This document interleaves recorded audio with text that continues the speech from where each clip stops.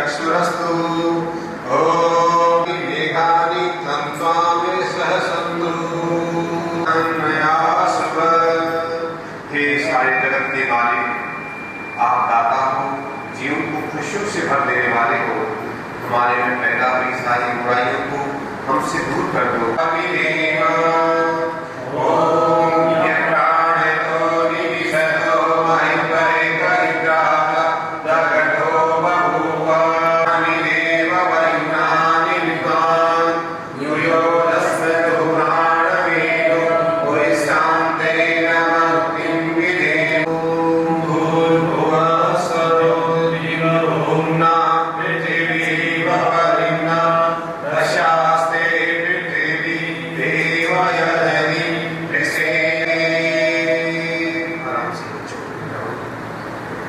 Bhagavad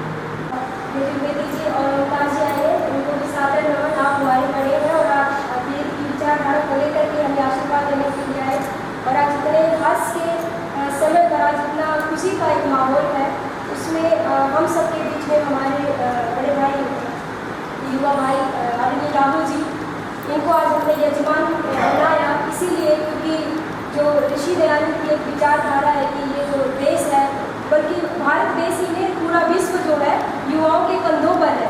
तो उन्हीं की विचारधारा को लेकर के हमने इन जैसे भाइयों के साथ कंधे से कंधा मिलाकर के राष्ट्र निर्माण में और अपने सनातन धर्म, वैदिक धर्म की रक्षा के लिए जो एक मुहिम चलाई है और ऋषि दयानंद जी के मार्गदर्शन में उनके जो दिखाए हुए रास्ते पर चलते हुए उनके सिद्धांतों का अनुकरण करते हुए तो आज भगवान श्री राम, क्योंकि वैदिक विचारधारा में भी इनको मर्यादा पुरुषोत्तम माना गया है और इन्हीं के जो भी मूल सिद्धांत है उनको देख करके आज तो भारत का जो सनातन धर्म को मानने वाला व्यक्ति है वो आज सुधर रहा है, जाग रहा है। ऐसी ही मुहिम निसंदेह हमेशा चलती रहेगी। तो आज प्रभु श्री राम का जो मंदिर निर्माण जो पुनः हुआ है, एक बार दोबारा से शिलान्यास हो रहा है, उसी उपलक्ष्य में आदरणीय रविंद्र खंडेलवाल जी और राधिका जी के मार्गदर्शन में हमने प्रयास किया कि आज हम जो संसार का सबसे उत्तम श्रेष्ठ क्रम है यज्ञकर्म, हम इससे इसका शुभारंभ करेंगे। अब हम कार्यक्रम को थोड़ा आगे की ओर बढ़ाते हैं और मैं चाहती हूँ कि आदरणीय शैलेश जी और रविंदर जी राहुल जी के साथ में एक बार जो दीप प्रज्वलन का कार्यक्रम शुभारंभ करें और फिर जो है हम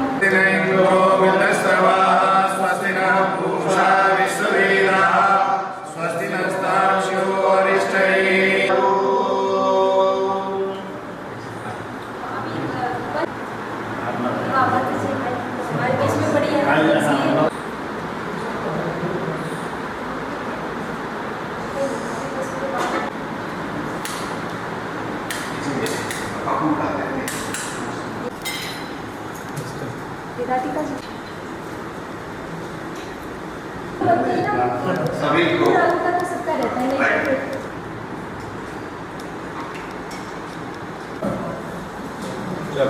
चलिए दोनों हाथ उठा करके हम करेंगे, बोलिए मर्यादा। श्री रामचंद्र की जय, श्री रामचंद्र की जय।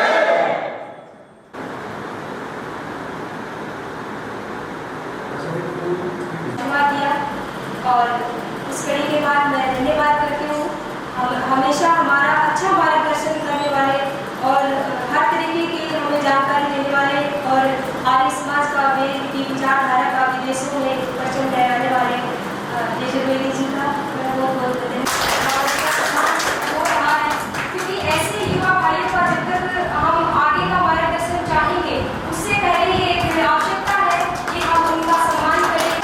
और ये हमारा आपका अपना योगा संस्थान भी है और हमने ये जो ओम पूरा परिवार इस मिशन के साथ आपके साथ कंधे से कंधा मिलाकर सदा चलेंगे।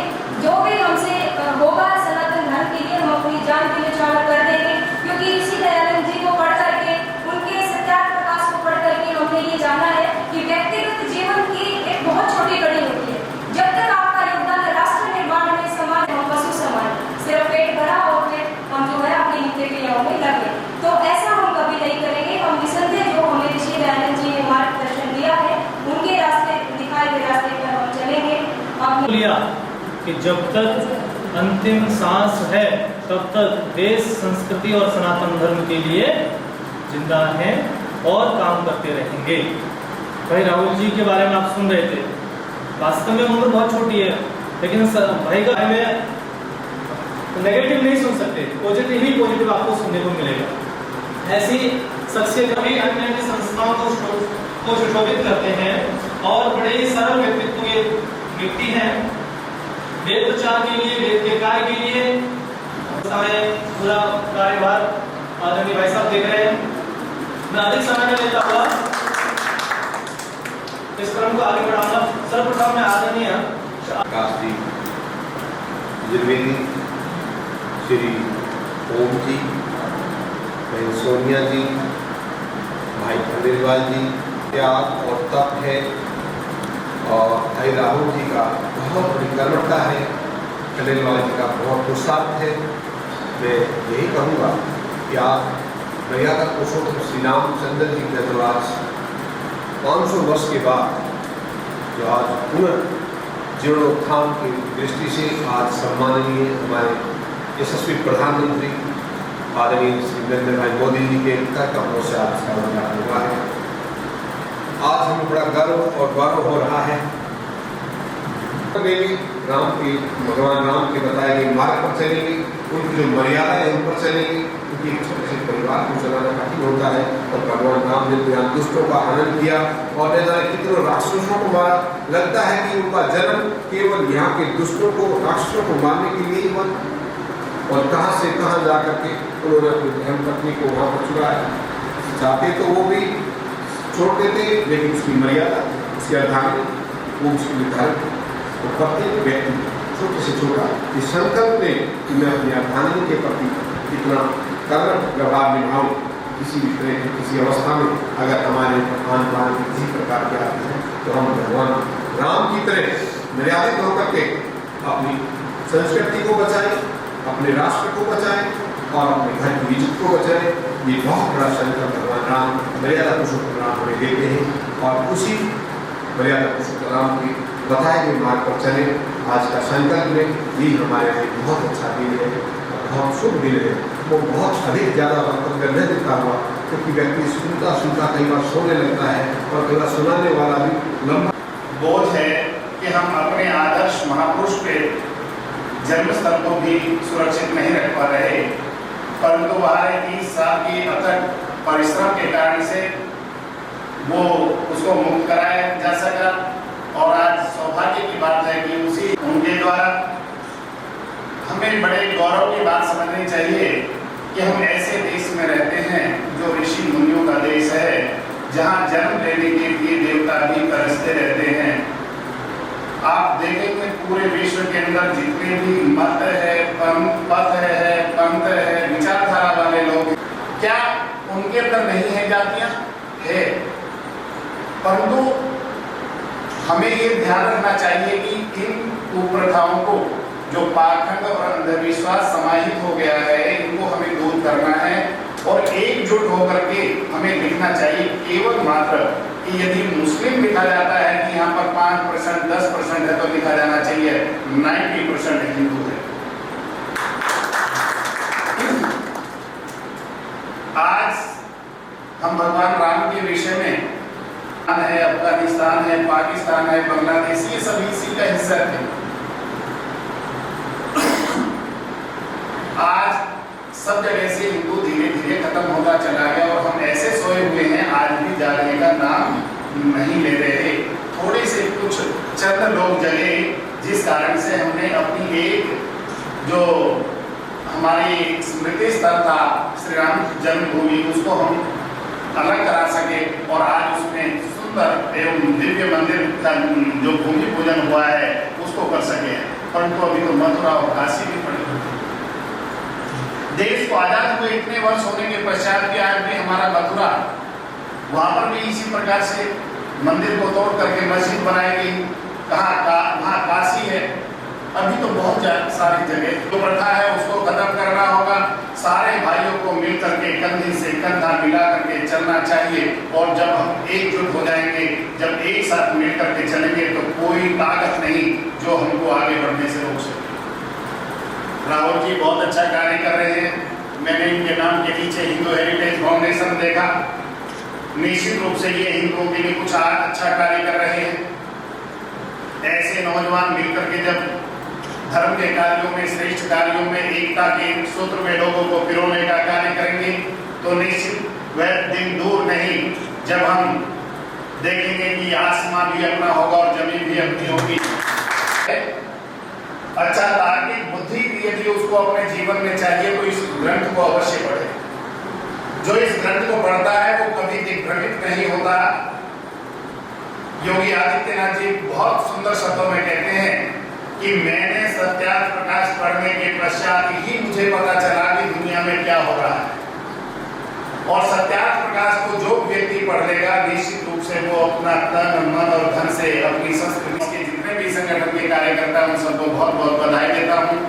आज इस अवसर पर और आर्य समाज की तरफ से, दक्षिण दिल्ली वेद प्रचार मंडल की तरफ से भी बहुत बहुत शुभकामनाएं, और इसी प्रकार से आगे कार्यक्रम होता रहे। इन्हीं शुभकामनाओं के साथ मिलकर के बोलेंगे सियावर रामचंद्र की जय। बोलो जय श्री राम। जय श्री राम। धन्यवाद।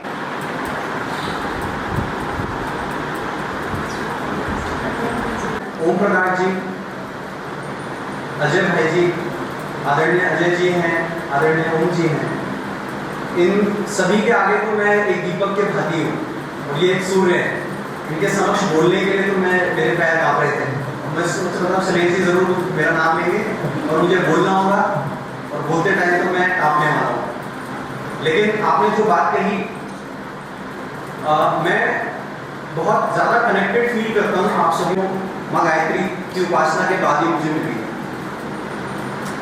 मेरा संपर्क हिंदू हेरिटेज फाउंडेशन के माध्यम से सोनिया जी और रविंद्र जी के संपर्क में मैं आया था। हिंदू हेरिटेज फाउंडेशन की स्थापना माननीय अशोक सिंघल जी ने की। इसकी स्थापना 21 वर्ष पूर्व करी गई थी। कारण क्या, संस्कृत और हमारे वेदों को जानने के लिए पूरे विश्व से विदेशी छात्र आते हैं अलग अलग विश्वविद्यालय में। जेएनयू में भी इस समय लगभग 300 विदेशी छात्र पढ़ने आते हैं। उनकी जिज्ञासा बहुत रहती है। लेकिन उसमें हिंदू छात्र भी होते हैं, मुस्लिम भी होते हैं, ईसाई भी होते हैं। हम जैसे युवाओं को माननीय अशोक, जहाँ पर भूटान के सबसे ज्यादा छात्र संस्कृत का अध्ययन करने के लिए आते हैं, ऐसे ही सारनाथ में तिब्बतन कॉलेज है, वहाँ पर फिर सिक्किम में बहुत सारे भूटान के छात्र पढ़ने आते हैं। पुणे है, महाराष्ट्र में बहुत सारी ऐसी जगह है, बैंगलोर है, कर्नाटक है, लगभग ऐसे 3 लाख विदेशी छात्र पढ़ने आते हैं यहाँ।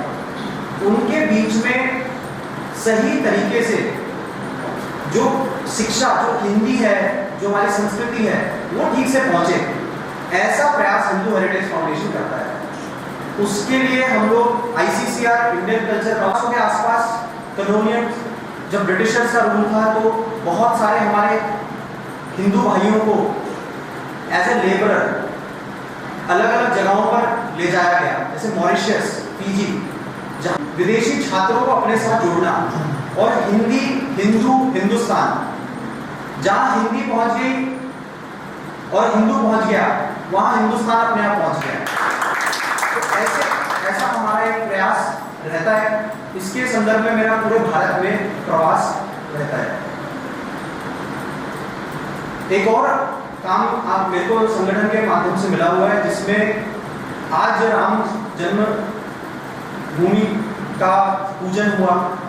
माननीय माननीय नरेंद्र मोदी जी प्रथम बार वहां गए और उन्होंने एक बात कही कि सिर्फ राम जी के बारे में केवल भारत में नहीं, न्यूयॉर्क की बात करें, न्यूयॉर्क में 3.5 मिलियन हिंदू हैं, लेकिन 4.5 मिलियन नियो हिंदू भी हैं। और ये नियो हिंदू कौन है? वो नियो हिंदू जो वैष्णव धर्म को मानता है। वो गोरा है, नाम डेविड है उसका, लेकिन वो कृष्ण को मानता है। वो लहसुन प्याज नहीं खाता, वो हरे रामा हरे कृष्णा करता है। स्टूडियो खोला है, वो बुद्धिस्ट। अब बुद्धिस्ट भी किस प्रकार के विचार रखते हैं आप जानते हैं, लेकिन उसने अपने स्टूडियो का नाम ओम शांति ओम रखा। वहीं पर हमारी जीत हो जाती है कि भारतीय संस्कृति, हमारा धर्म विदेशों में भी खड़ा है, वो ध्वज लहरा रहा है और लोग उससे प्रेरणा ले रहे हैं। आज कोरोना की महामारी में जिस प्रकार से जो हमारी माताएं बहनें हमें सिखाती थी या समझाती थी, जिसे हम दादी माँ के नुस्खे कह के कभी कभी हंसी में वो आगे किया करते थे, आज पूरा विश्व उसी का पालन कर रहा है, उसी को मान रहा है। और यही विदेशी छात्र हमें फोन करके बोलते हैं कि बता कर रहे थे, जैसे हम लोग जो विदेशी छात्र होते हैं उनका एक 1-on-1 सेशंस भी रखवाते हैं। तो उसमें आज रामदेव महाराज जी, उन्होंने भी उनके साथ 1-on-1 सेशन रखा, उनको योग के बारे में और आयुर्वेद के बारे में जानकारी दी। तो उस आयुर्वेद के बारे में भी वो विदेशी छात्र वहाँ प्रचार प्रसार करते हैं। एक काम और हम लोग करते हैं जो हम पाकिस्तान से अलग कर सकें। अभी भी पाकिस्तान में लगभग 50 लाख हिंदू है, अभी भी वहां का हिंदू बहुत मजबूत हिंदू है। आज भारत का हिंदू शायद अपने घर में दिया जलाए ना जलाए, लेकिन वो 50 लाख जो हिंदू हैं वो अपने घर में दिया जरूर जलाए। और मैं आपको बता देता हूँ, सिटीजनशिप अमेंडमेंट बिल, जो सिटीजनशिप अमेंडमेंट एक्ट बन गया, उस पर भी हम लोगों ने बहुत काम किया गया। सिटीजनशिप अमेंडमेंट बिल जब पार्लियामेंट में आने वाला था, बजट सेशन चल रहा था, तो सोनिया जी, रविंदर जी, इन लोगों से भी मैंने समय मांगा। हम लोग सभी सांसदों के पास जाते थे, क्योंकि भारत ही एक ऐसी भूमि है जहां पर हिंदू सुरक्षित महसूस कर सकता है। तो ये पाकिस्तान, बांग्लादेश, अफगानिस्तान, यहाँ का हिंदू या यहाँ का सिख जो हमारे साथ सनातन से जुड़ा हुआ है, वो कहाँ जाएगा? तो उसकी भी सुरक्षा का दायित्व हम लोग 12 साल से लेकर 18 साल की लड़कियों को उनका अपहरण करते हैं, उनका विवाह कराते हैं 90 साल 70 साल के ऐसे बुजुर्गों के साथ, और फिर उसको इस्लाम में कन्वर्ट करते हैं।